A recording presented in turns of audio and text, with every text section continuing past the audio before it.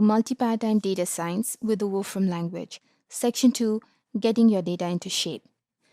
Real-world data can be messy. It is not enough to simply get hold of data.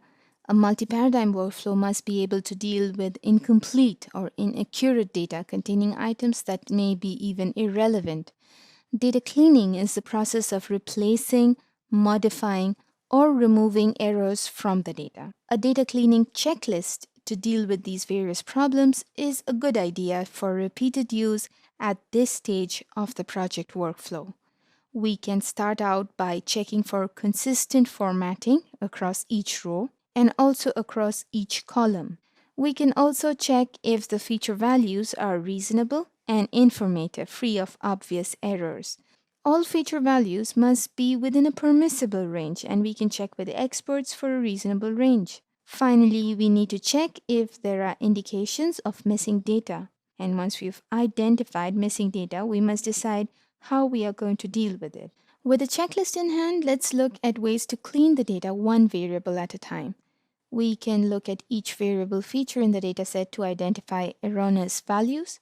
If you are expecting only numeric values, then there should not be strings in a particular column.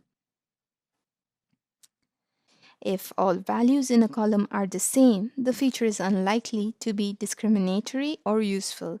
Informative features usually span a range of values. If the observed range of values appears less than expected, an unexpected cutoff may have been applied across the data. If the range of values is different from what is expected, some form of unit conversion may be required, like metric to imperial. The maximum and minimum of a numeric feature should not be outside the permissible range of values. Cardinality of a feature should conform to expectations. For example, there should be only two possible values for a Boolean feature, true or false. And if we find samples with values other than true and false, that is an indication of a problem. If the data points come from a known statistical distribution, then they should conform to the parameters of those distributions. For a normal distribution of, say, mean 5 and standard deviation of 2, 12 would be a suspicious value.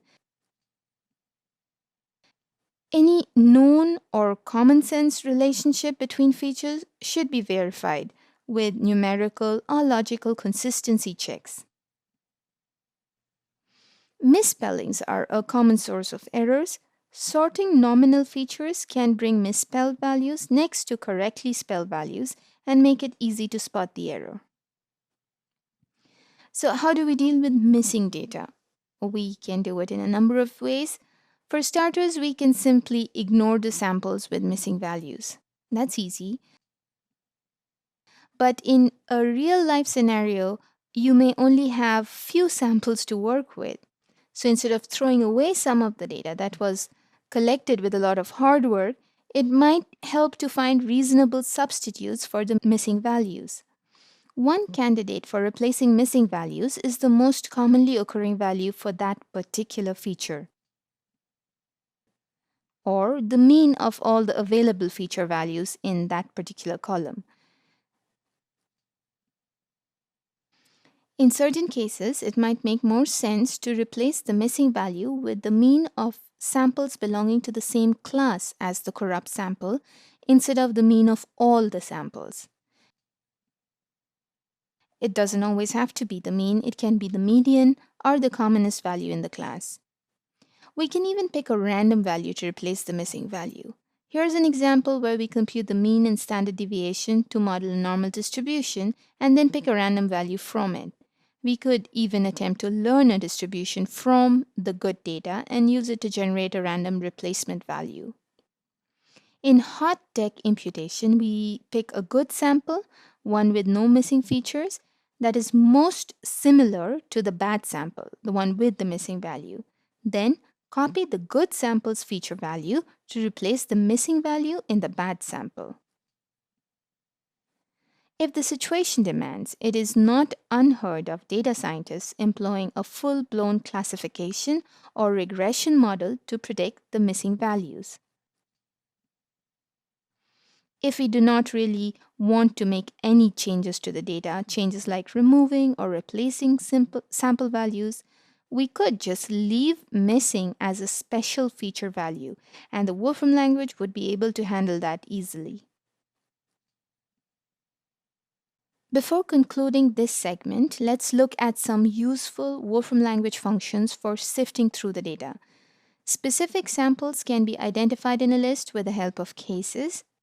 Samples can be filtered out according to various conditions using select. Various types of delete functions can be used to remove unwanted samples from the data. Pattern matching along with replace can be used to replace missing values or delete them. In summary, we looked at a few thumb rules for systematically going through the data, checking for inconsistencies. We looked at a few different ways of dealing with missing data. We also looked at some Wolfram language functions that can be used for sifting through messy data. In the next and final segment, we will look at feature extraction and dimensionality reduction as the possible final steps of getting your data into shape.